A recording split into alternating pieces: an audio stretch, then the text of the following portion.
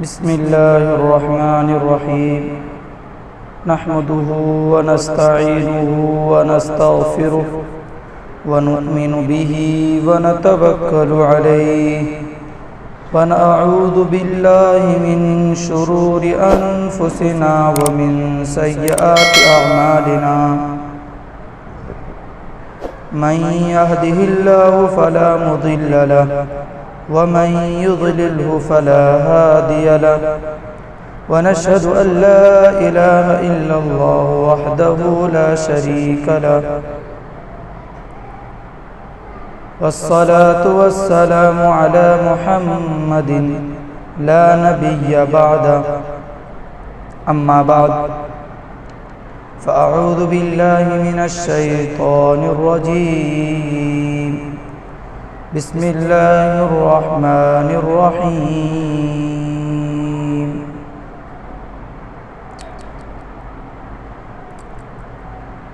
میرے محترم بزرگوں اور عزیز ساتھیوں، اللہ کا بے انتہا فضل اور بے انتہا اللہ کا کرم ہے کہ اس نے ہم تمام کو جمعے کی نماز پڑھنے کے لیے اکٹھا فرمایا۔ عزیز دوستو، پیارے بھائیوں، اس جمعے میں آپ حضرات کے سامنے حضرت نوح علیہ السلام کے متعلق پوری کہانی بہت مختصر سے وقت میں جو موٹی موٹی باتیں ہیں وہ پیش کروں گا، جس سے ہمارے دل و دماغ میں ہمارے نبی اور اللہ کے پیغمبر کے دین کو ہم سمجھ سکیں، جو دین اللہ نے نبیوں کے ذریعے ہم تک پہنچایا ہے اس کو ہم پہچان سکیں کہ نبی نے دین کو پھیلانے میں کتنی مشقتیں اٹھائی ہے، کتنی تکالیفیں اٹھائی ہے، اور ہر نبی کے زمانے کے صحابہ بھی، ہر نبی کے ساتھی بھی نبی کی طرح، رسولوں کی طرح تکالیفیں برداشت کی ہے۔ عزیز دوستو، پیارے بھائیوں، اللہ تعالیٰ نے انسانوں کی ہدایت اور رہنما کے لیے بہت سے نبی اور رسولوں بھیجے۔ دنیا میں سب سے پہلے نبی آئے، رسول نہیں۔ سب سے پہلے جو نبی ہے وہ حضرت آدم علیہ السلام ہے، اور سب سے پہلے جو رسول ہے وہ حضرت نوح علیہ السلام ہے۔ مسلم شریف کے اندر یہ حدیث موجود ہے، مسلم شریف کے اندر حدیث ہے، یا نوح انت اول الرسل الى الارض، کہ زمین میں نوح علیہ السلام سب سے پہلا رسول ہے۔ حضرت نوح علیہ السلام ایک ایسی قوم میں مبعوث کیے گئے تھے جو توحید سے یکسر ناآشنا تھی، خدائی تعلیمات و حکام کو بالکل بھلا بیٹھی تھی، خدا واحد کی جگہ اپنے بتوں سے بنائے ہوئے بتوں کی پرستش و پوجا میں مصروف تھی۔ قوم نوح کے 5 مشہور بت تھے۔ جس قوم کی طرف حضرت نوح علیہ السلام مبعوث کیے گئے تھے، اس قوم میں 5 بتیں تھی جو مشہور و معروف تھی، جن کا نام ہے ود، سواع، یغوث، یعوق اور نصر تھا۔ 5 نام، ود، سواع، یغوث، یعوق اور نصر تھا۔ بخاری شریف میں ہے کہ یہ 5 قوم نوح کے صالحین کے نام تھے۔ یہ 5 جو تھے وہ نوح علیہ السلام کے زمانے میں بہت ہی متبرک اور اللہ کے برگزیدہ بندے تھے۔ جب ان کا انتقال ہو گیا تو اس زمانے کے لوگوں نے ان کی یادگار میں، ان کی محبت میں ان کی مورتی بنا کر رکھ لی۔ ان لوگوں کے بعد دوسری نسل آئی تو اس نے ان مورتیوں کا احترام کرنا شروع کر دیا۔ جب وہ بھی چلے گئے اور تیسری نسل کے لوگ آئے تو انہوں نے احترام سے بڑھ کر پوجا شروع کر دی، اور انہیں 5 مورتیوں کے آگے سجدہ ریز ہونے لگے، اور اس طرح بت پرستی شروع ہو گئی۔ گویا دنیا میں بت پرستی کی ابتدا اولیاء پرستی سے ہوئی ہے۔ دنیا میں پہلے بت پرستی کا وجود بھی نہ تھا، سب سے پہلے بزرگوں کی یادگار کے لیے مورتیاں بنی اور وہی مورتیاں بعد میں پوجے جانے لگی۔ نوح علیہ السلام نے جب قوم کو اللہ کی طرف بلایا، شرک کو چھوڑ دینے کی تلقین کی، حق کو راستے کی راہ اختیار کرنے کی تبلیغ کی، تو قوم کی اکثریت نے بات ماننے سے انکار کر دیا۔ بہت کم لوگوں نے حضرت نوح علیہ السلام کی دعوت پر لبیک کہا، وہ بھی بیچارے معمولی حیثیت رکھنے والے اور کمزور لوگ تھے۔ قوم کے بڑے بڑے لوگ، مالدار لوگ، اپنے آپ کو بڑا سمجھنے والے لوگ، زمیندار لوگ، جن کی پاس دولتیں تھیں، ان لوگوں نے حضرت نوح علیہ السلام کا مذاق اڑایا، ان کی دعوتی کوششوں کا استہزاء کیا اور اس بات کا بھی طعنہ دیا کہ تمہارے ساتھ معمولی لوگ ہیں جو بالکل غریب ہیں، جن کے پاس کچھ نہیں، کھانے پینے کے لیے لالے پڑ رہے ہیں، ان کی کوئی حیثیت نہیں، کوئی دام نہیں، گھٹیا قسم کے لوگ ہیں، وہ تمہارے ساتھ لگے ہوئے اور ہم اعلیٰ ترین لوگ ہیں، ہم تمہارے ساتھ کس طرح لگ سکتے ہیں؟ قرآن نے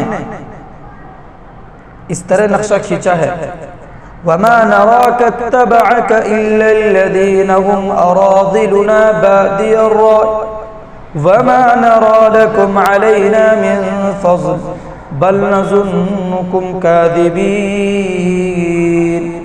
ہم دیکھتے ہیں کہ تمہاری اتباع کرنے والے ہم میں ذلیل و حقیر لوگ ہیں اور بے سوچے سمجھے تمہارے پیچھے ہو لیے ہیں، ہم تو تم لوگوں میں اپنے سے کوئی برتری نہیں پاتے بلکہ سمجھتے ہیں کہ تم جھوٹے ہو۔ حضرت نوح علیہ السلام نے صاف صاف کہہ دیا کہ اے رؤسائے قوم، اے قوم کے بڑے بڑے لوگوں، اے مالداروں، اے زمینداروں، اے پیسوں پر اترانے والوں، اے دولت پر اترانے والوں، اپنے دولت پر فخر کرنے والوں، اپنی جوانی پر فخر کرنے والوں، اے اپنی طاقت پر فخر کرنے والوں، اے تکبر کرنے والوں، کان کھول کر سن لو، تم لوگ میری دعوت کو مانو یا نہ مانو، تم میری آواز پر لبیک کہو یا نہ کہو، میں جس پر ایمان لانے کے لیے کہہ رہا ہوں تم اس پر ایمان لاؤ یا نہ لاؤ، لیکن جو ایمان لانے والوں کو اپنے سے الگ نہیں کر سکتا، جسے تم الگ کرنے کہتے ہو، جسے تم گھٹیا کہتے ہو اور تم کہتے ہو کہ اسے بھگاؤ، یہ جو معمولی لوگ تمہارے ساتھ ہیں، یہ بے سوچے سمجھے تمہارے ساتھ لگے ہوئے ہیں، جب تک یہ تمہارے ساتھ نہیں چھوڑے گا ہم تمہارے ساتھ نہیں لگنے والے۔ تو حضرت نوح علیہ السلام نے کیا فرمایا کہ تم میری بات مانو یا نہ مانو، میں ایمان لانے والوں کو اپنے سے الگ نہیں کر سکتا۔ قرآن شریف میں اس کا نقشہ یوں کھینچا ہے، وَمَا أَنَا بِطَارِدِ الَّذِينَ آمَنُوا، کہ میں انہیں دھتکارنے والا نہیں ہوں جو اللہ پر ایمان لا چکا ہے۔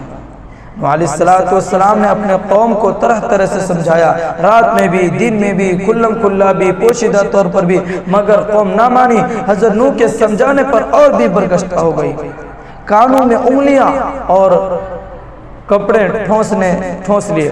نوح علیہ السلام نے عذاب الہی سے ڈرایا تو کہنے لگے، اے نوح، تم اپنے رب کا عذاب کیوں نہیں لے آتے؟ روزانہ دھمکاتے رہتے ہو، ڈراتے رہتے ہو، جھوٹے ہو بالکل۔ اس طریقے سے حضرت نوح علیہ السلام کو للکار رہے ہیں لوگ۔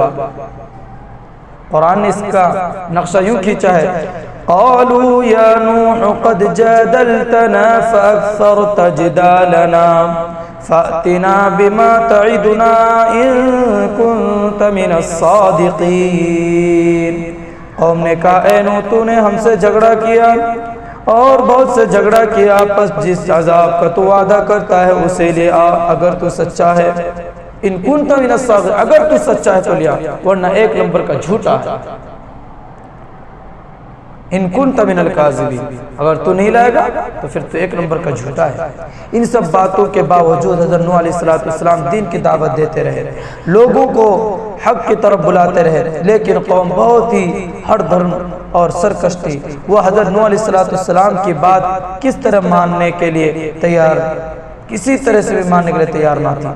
دن بدن اس کی سرکشی میں اضافہ ہوتا جا رہا تھا۔ 950 برس تک حضرت نوح علیہ السلام دعوت دینے کے بعد بھی جب حضرت نوح علیہ السلام بالکل نا امید اور مایوس ہو گئے تو بارگاہ الہی میں یوں دعا فرمائی جس کو قرآن میں یوں کھینچا ہے رب لا تذر من الكافرین دیارا انک ان تذرهم يضلوا عبادك ولا يلدوا الا فاجرا کفارا۔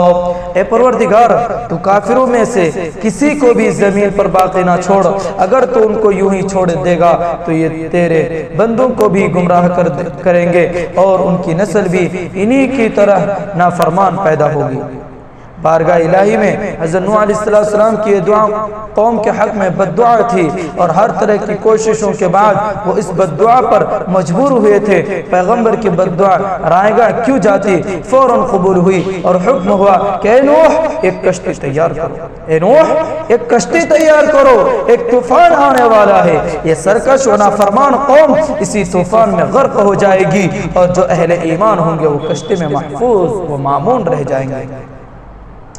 قرآن میں ارشاد ہے وَاصْنَعِ الْفُلْكَ بِأَعْيُنِنَا وَوَحْيِنَا وَلَا تُخَاطِبْنِي فِي الَّذِينَ ظَلَمُوا إِنَّهُمْ مُغْرَقُونَ۔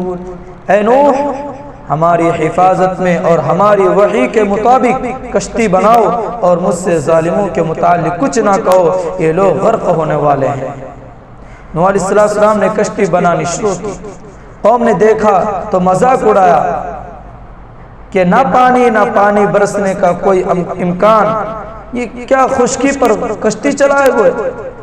لیکن حضرت نوح علیہ السلام ان سب باتوں سے خاموش رہے، بے نیازی سے اپنے کام میں مصروف رہے۔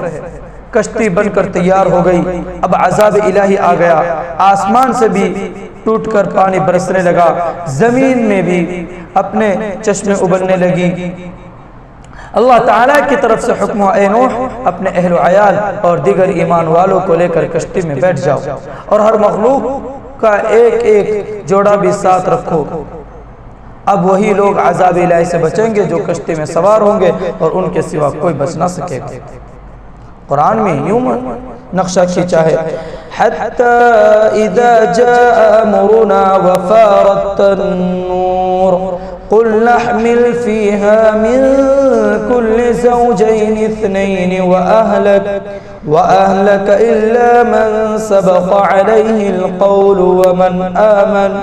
وَمَا آمَنَ مَعَهُ إِلَّا قَلِيلٌ۔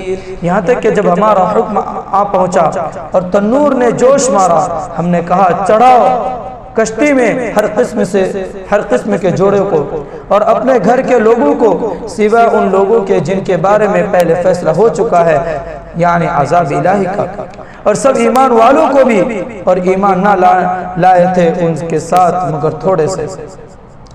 آپ لوگ جانتے ہیں کہ ایمان لانے والے کتنے ہیں؟ صرف 40 افراد، بقول بعض 80 کے قریب، یعنی 950 برس کی تبلیغی کا نتیجہ 40 یا 80 آدمی ایمان والے تھے۔ بہرحال ناکام حضرت نوح علیہ السلام نہیں تھے، انہوں نے اپنی کوشش میں کوئی کمی نہیں چھوڑی تھی۔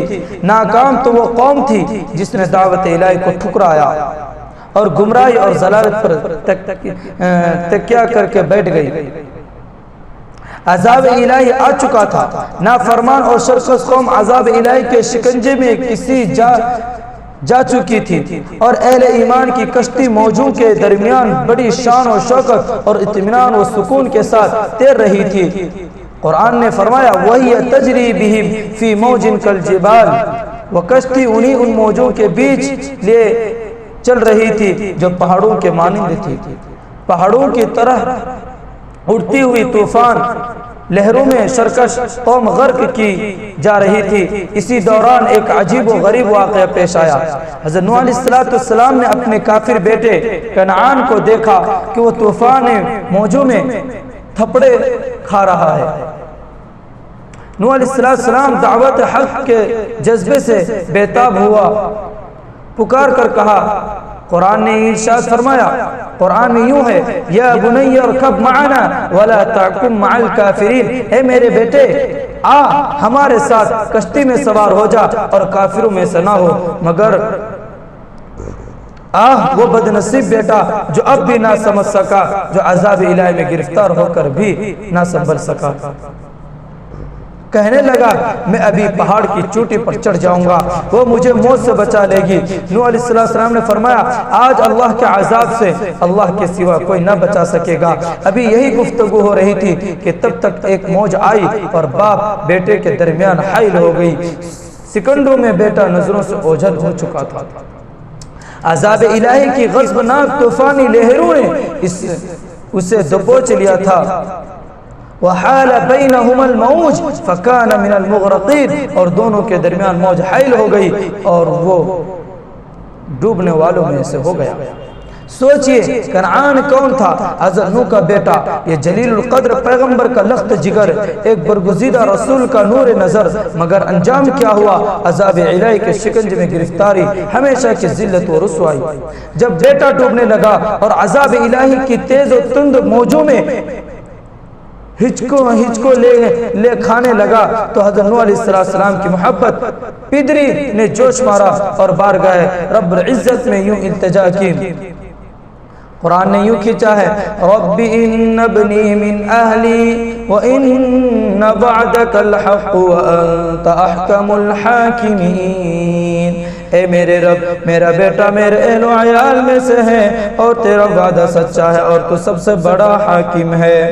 اللہ تعالیٰ نے فرمایا اے نوح، یہ کنعان اگرچہ تمہارا صلبی بیٹا ہے مگر مومن نہیں ہے، تمہارا متبع اور فرما بردار نہیں ہے، ایمان و یقین کی دولت سے مالا مال نہیں ہے، بلکہ کفر و شرک کی آلائشوں میں ڈوبا ہوا تھا، اس لیے حقیقت میں تمہارے اہل و عیال میں شامل نہیں، صرف صلبی بیٹا ہونے سے اہل و عیال میں داخل نہیں ہو سکتا جب تک تمہارے اوپر ایمان نہ لائے۔ اس کے اعمال گناہ و معصیت کے اعمال میں ہیں، نیکی اور عمل صالح سے کوئی واسطہ نہیں ہے، لہذا اے نوح اس کے بارے میں سفارش نہ کرو، یہ عذاب الہی سے بچ نہیں سکتا۔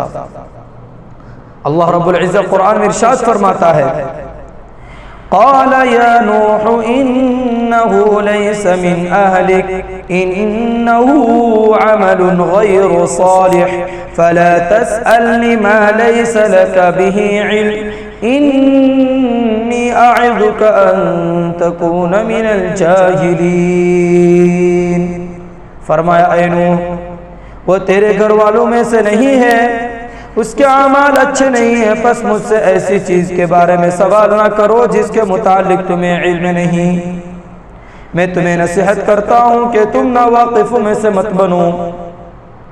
اللہ رب العزت نوح علیہ السلام کو تنبیہ کر رہا ہے۔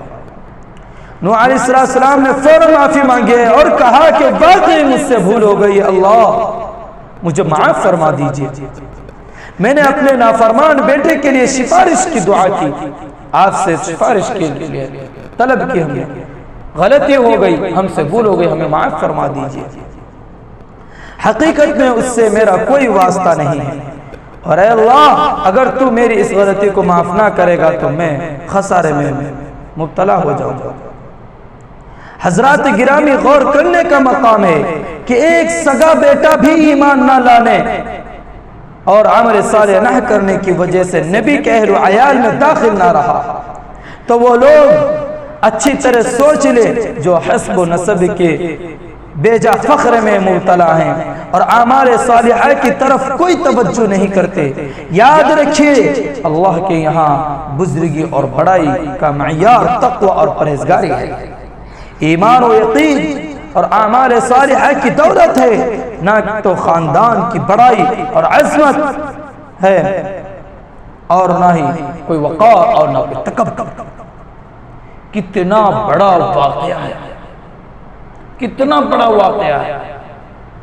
عزیز دوستو پیارے بھائیو، اللہ رب العزت قرآن میں ارشاد فرماتا ہے، یا ایہا الناس انا خلقناکم من ذکر و انسا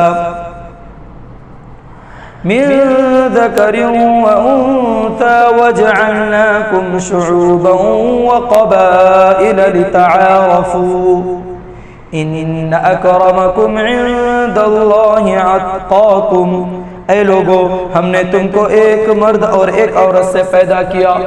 اے لوگو ہم نے تمہیں پیدا کیا ہے ایک مرد سے اور ایک عورت سے، اور تمہارے قبیلے اور خاندان اس لیے بنائے تاکہ ایک دوسرے کی شناخت ہو جائے، ایک دوسرے کو تم پہچاننے لگو۔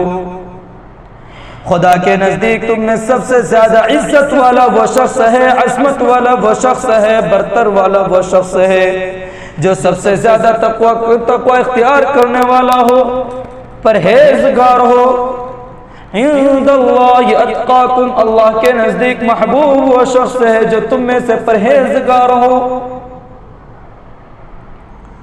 رسول اللہ صلی اللہ علیہ وسلم نے فتح مکہ کے معرکہ آرا میں خطبہ میں ارشاد فرمایا تھا، ان اللہ قد اذهب عنکم نخوة الجاہلیت وتعظمها بالآباء، الناس من آدم وآدم من تراب۔ جاہلیت کا غرور اور نسب کا افتخار خدا نے مٹا دیا ہے۔ تمام لوگ آدم کی نسل سے ہیں اور آدم مٹی سے بنے ہوئے تھے۔ میرے دوستو، قیامت کے دن اعمال تو لے جائیں گے، حسب نسب نہیں لے جائیں گے۔ عمل کا پرڑا اگر بھاری نہ ہو تو اونچے خاندان سے ہونا کچھ کام نہ آئے گا۔ اس لیے حسب نسب اور ذات و برادری پر فخر و مباحات کے بجائے اعمال صالحہ میں لگ جانا چاہیے، تقوی پرہیزگاری کی راہ اختیار کرنی چاہیے۔ ایک شعر مجھے یاد آ گیا، عروج نسل و نسب پر غرور بے معنی، عروج نسل و نسب پر غرور بے معنی، عمل تلے گا قیامت میں خاندان نہیں۔ بہرحال قوم نوح اپنی کفر کی انتہا کو پہنچ گئی تھی، جس کی وجہ سے عذاب انہیں آ پکڑی، اور زمین سے کہا گیا کہ پانی کو، لہذا وہ حقیقت کا روپ۔ بہرحال قوم نوح اپنے کیفر کردار کو پہنچ گئی، جس عذاب کو وہ ایک مذاق اور کھیل سمجھتے تھے وہ حقیقت کا روپ دھار کر انہیں نگل چکا تھا۔ طوفان نوح تھم گیا، آسمان کو حکم ہوا اب نہ برس، زمین کو کہا گیا کہ پانی کو جذب کر لے۔ سفینہ نوح صحیح و سلامت جودی پہاڑ پر لگ گیا، جو ہونا تھا وہ ہو چکا تھا۔ اللہ تعالیٰ نے دکھا دیا کہ مفسد قوم کے لیے تباہ و برباد ہوتی ہے، اور ایمان لانے والے کس طرح کامیاب و بامراد ہوتے ہیں۔ قرآن میں ہے، یا نوح اہبط بسلام منا وبرکات علیک وعلی ممن معک۔ اے نوح، ہماری طرف سے سلامتی کے ساتھ اترو اور برکتوں کے ساتھ تم پر بھی سلامتی اور برکتی ہو، اور ان لوگوں پر بھی جو تمہارے ساتھ ہے۔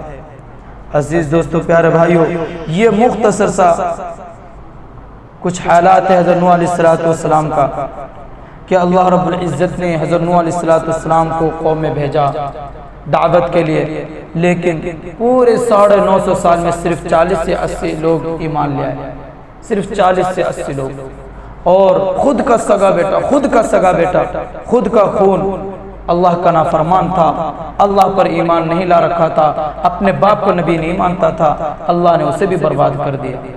عزیز دوستو، ہم آج اپنے بیٹوں پر فخر کرتے ہیں، ہمارا بیٹا کوئی غلط کام کر لیتا ہے تو ہم اسے روکتے نہیں ہیں، بلکہ ہم اسے اور سلجھانے کی کوشش کرتے ہیں اور اس کو دبانے کی کوشش کرتے ہیں۔ عزیز دوستو، نہیں، یہ بیٹا جسے تم آج بچا رہے ہو، یہی بیٹا تمہیں کل جہنم کا ٹھکانہ بننے کا سبب بن سکتا ہے۔ اللہ رب العزت نے حضرت نوح علیہ السلام کی کس قدر پکڑ کی، جبکہ رسول تھے، اللہ کا رسول، اللہ کا نبی، لیکن اللہ نے پکڑ کی کہ بالکل اپنے بیٹے کے متعلق سفارش نہ کرو۔ آج ہم نماز پڑھتے ہیں، حج کرتے ہیں، روزہ رکھتے ہیں اور اپنے بیٹے کو سدھارنے کی طرف نیت نہیں کرتے، کل کیا جواب دو گے اپنے بیٹے کے متعلق؟ اس لیے عزیز دوستو، پیارے بھائیوں، ہم تمام کو چاہیے کہ ہمارے اندر تقوی ہو، ہم اللہ سے ڈرے، اللہ کے رسول جو چیز ہم تک پہنچایا ہے ہم اس پر عمل کریں اور اللہ کو پانے کی کوشش کریں۔ اللہ رب العزت ہم تمام کو کہنے سننے سے زیادہ عمل کی توفیق عطا فرمائے، آمین۔ وآخر دعوانا ان الحمد للہ رب العالمین۔